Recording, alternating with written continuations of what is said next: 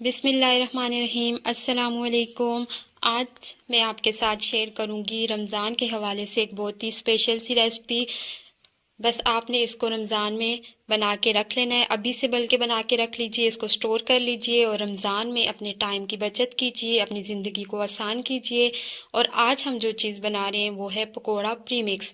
Pakora premix की recipe बना के रख लीजिए, इसको स्टोर कीजिए और रमज़ान में बस आपने इसको निकालना है जार से, इसमें वेजिटेबल्स ऐड करनी है और आपने पकोड़े तैयार कर लेने हैं और वो भी चंद मिनटों में। क्योंकि ये जो होगा प्रीमिक्स, इसमें सारी चीज़ें ऐड होंगी, इसमें कोई भी आपको एक्स्ट्रा, जब आप पकोड़े बनाने लगेंगे तो आपको नमक मिर्च की फ़िक्र करने की ज़रूरत नहीं है, क्योंकि रमज़ान में आप लोग चख नहीं सकेंगे। तो अभी हम इसमें सारी चीज़ें ऐड करेंगे और मज़ेदार से पकोड़े बना के हम चेक करेंगे कि हमारा जो प्रीमिक्स है वो सही बना कि नहीं। उसके बाद आपने इसको बना के स्टोर कर लेना है और अपनी ज़िंदगी को आसान करना है। तो आइए चलते हैं, रेसिपी को स्टार्ट करते हैं। एक पैन में हमने ले लेना है हाफ कप धनिया। ड्राई धनिया, जो खुश्क धनिया होता है, वो हमने ले लिया, साबुत है। इसमें हम शामिल करेंगे हाफ कप ही ज़ीरा। ज़ीरे के बाद हम इसमें ऐड करेंगे अनारदाना। अनारदाना हाफ कप से थोड़ा सा कम लिया है मैंने यहाँ पे। उसके बाद इन तीनों चीज़ों को मिक्स कर लेंगे। मिक्स करने के बाद इनको हमने बिल्कुल लो फ्लेम पे हल्का सा भून लेना है। भूनना आपने इनको तब तक है जब तक कि इनमें से लाइट लाइट सी स्मेल नहीं, खुशबू नहीं आ जाती। जैसे ही आप इनको भूनना स्टार्ट करेंगे 1-2 मिनट में लाइट फ्लेम पे, तो इनमें से ये जो मसाले होंगे ये अपनी स्मेल जो होती है, खुशबू जो होती है वो छोड़ेंगे। जब इनमें से खुशबू आने लग जाए तो आपने फ्लेम को ऑफ़ कर देना है और फ्लेम को ऑफ़ करने के बाद इनको आपने ठंडा कर लेना है।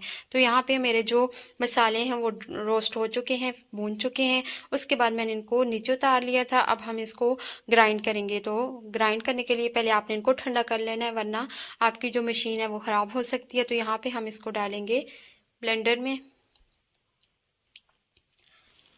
और आपने इसको मोटा मोटा कूटना है, यानी कि आपने ज़्यादा मशीन नहीं चलानी है, इसको मोटा मोटा दरदरा सा रखना है। पकौड़ों का जो मसाला होता है उसमें धनिया और ये जो मसाले होते हैं थोड़े मोटे कुटे हुए होते हैं। तो यहाँ पे मैंने इसको मोटा मोटा कूटा है, बिल्कुल हमने इसको बारीक नहीं किया है। आप देख सकते हैं कि आपको धनिया मोटा मोटा नज़र आ रहा होगा।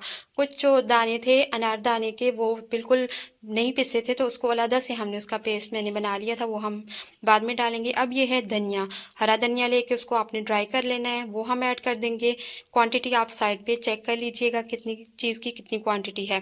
उसके बाद हमने इसमें शामिल कर दी ड्राई मेथी, इजीली बाज़ार से मिल जाती है, वो हमने ऐड कर दी। ये जो अनारदाना रह गया था जो बिल्कुल नहीं पिसने हुआ था, वो मैंने ऐड कर दिया पीस के। इसके बाद जाएगा इसमें नमक। नमक मैं कम शामिल कर रही हूँ इस टाइम पे, बाद में हम आगे चल के नमक को मैं आपको बताऊंगी कि आपने कितनी क्वांटिटी और यूज़ करनी है। उसके बाद गई है इसमें कुटी हुई लाल मिर्च। कुटी हुई लाल मिर्च के बाद मैंने इसमें शामिल कर दी है काली मिर्च का पाउडर। उसके बाद जाएगी इसमें पिसी लाल मिर्च। पिसी हुई लाल मिर्च के बाद हम शामिल करेंगे इसमें बेकिंग सोडा, यानी कि मीठा सोडा। उसके बाद मैं शामिल करूँगी इसमें अजवाइन। हल्दी जाएगी। ये जो हल्दी है ये मैंने घर पे इसको ड्राई किया और इसको पीसा है। अगर आपने मेरी वो वीडियो नहीं देखी तो आप डिस्क्रिप्शन में जाके या आई बटन में उसका लिंक मैंने दे दिया है, आप वहाँ पे जाके मेरी उस वीडियो को देख सकते हैं और घर पे हल्दी को कैसे ड्राई किया जाता है और कैसे पीसा जाता है वो आप वहाँ पे इजीली आपको सारी रेसिपी मिल जाएगी। उसके बाद इन सारी जो मसाले थे, ड्राई मसाले, हमने इनको मिक्स कर लिया है।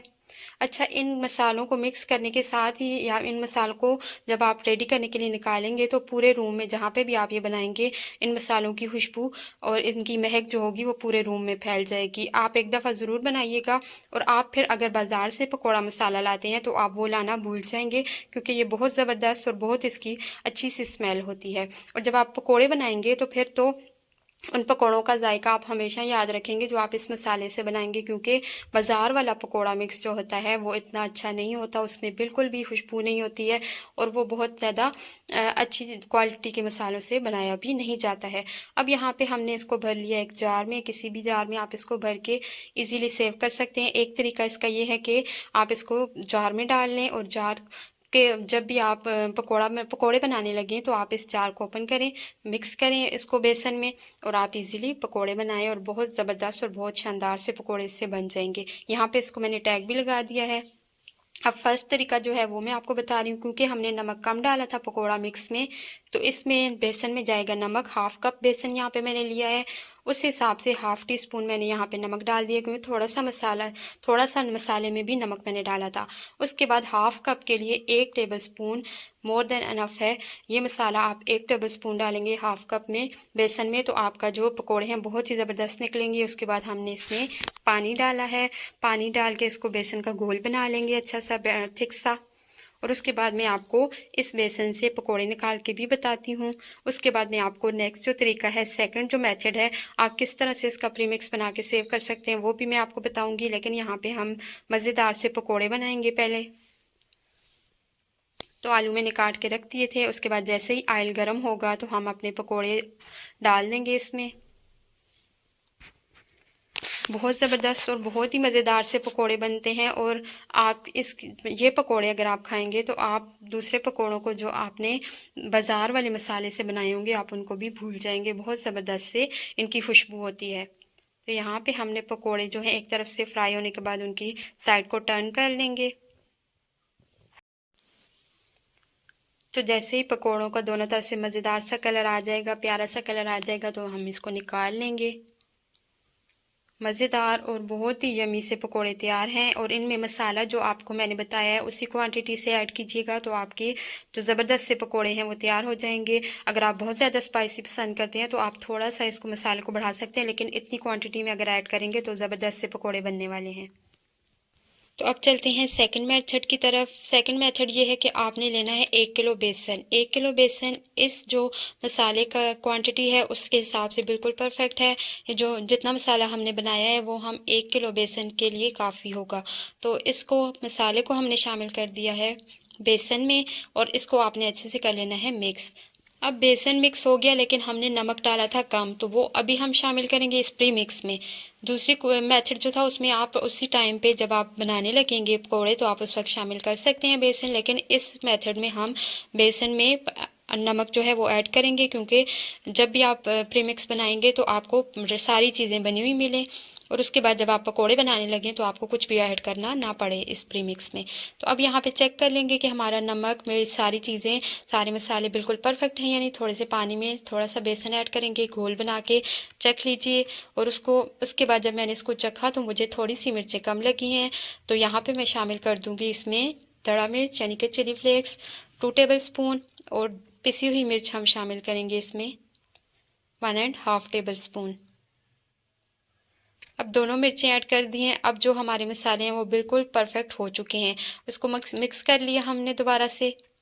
तो अभी बनाने का ये फ़ायदा होगा रमज़ान से पहले कि आप अच्छे से मसाले मिक्स करके चेक कर लीजिए, और अपने टेस्ट के हिसाब से इसको कम या ज़्यादा भी आप करके इसको महफूज कर लीजिए। अब यहाँ पे प्रीमिक्स रेडी हो चुका है। इसको हम डालते हैं किसी भी जार में,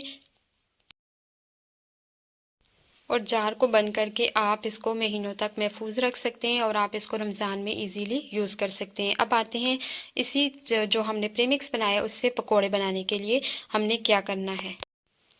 ये प्रीमिक्स बनाने के बाद आपका काम हो जाएगा बहुत ही ज़्यादा आसान। जस्ट आपने पकोड़ों के लिए जो भी वेजिटेबल्स कट करनी हो आपने वो कट करनी है। यहाँ पे मैंने 2 छोटे साइज़ के प्याज और 1 दरमियाने साइज़ का आलू लेके उनकी कटिंग कर ली है। कटिंग अपने हिसाब से आप जिस तरह चाहे कर सकते हैं। उसके बाद मैंने शामिल किया यहाँ पे 2.5 टेबल स्पून के करीब ये प्रीमिक्स। उसके बाद थोड़ा सा पानी ऐड करके इसको मिक्स करते जाएंगे, साथ साथ पानी ऐड करते जाना है। अगर आपको प्रीमिक्स थोड़ा लगे तो आप थोड़ा सा और ऐड कर दीजिए, और वेजिटेबल्स के हिसाब से आप जितना भी ऐड करना चाहें उस हिसाब से आप कम या ज़्यादा ऐड कर सकते हैं। यहाँ पे मैंने सब्जियों को मिक्स कर लिया और बेसन को और इस जो प्रीमिक्स बनाया था उसको अच्छे से मिक्स करने के बाद ऑयल गर्म कर लेंगे। ऑयल गर्म करने के बाद उसमें डालेंगे हम अपने पकोड़े। तो ऑयल गरम जैसे ही होगा तो मैंने उसमें पकोड़े डाल दिए। सारे पकोड़े ऐड करने के बाद हमने वेट करना है। जैसे ही पकोड़ों को अच्छे से कलर आएगा, हमारे पकोड़े पक जाएंगे, तो हमने उनको निकाल लिया। यहाँ पे ज़्यादा वीडियो को लंबा नहीं किया मैंने, और पकोड़ों की ज़्यादा लंबी रेसिपी नहीं बनाई। और इसके बाद आप अच्छे से मज़ेदार से पकोड़े बनाइए, उसको एंजॉय कीजिए, और ये प्रीमिक्स बना के रमज़ान के लिए सेव कर लीजिए ताकि आपको आसानी हो, आपका काम झटपट और मिनटों में हो जाए। जो या मिनटों का काम है वो आपका चंद सेकंड्स में हो जाए। तो इस तरह से मुझे ज़रूर बताइएगा कि आपको ये रेसिपीज़ कैसी लगी। वीडियो पसंद आई हो तो लाइक और शेयर ज़रूर कर दीजिएगा। चैनल पे न्यू हैं तो मेरे चैनल को भी सब्सक्राइब कर दीजिएगा और बेल का आइकन प्रेस करना मत भूलिएगा। Thanks for watching. अल्लाह हाफ़िज़।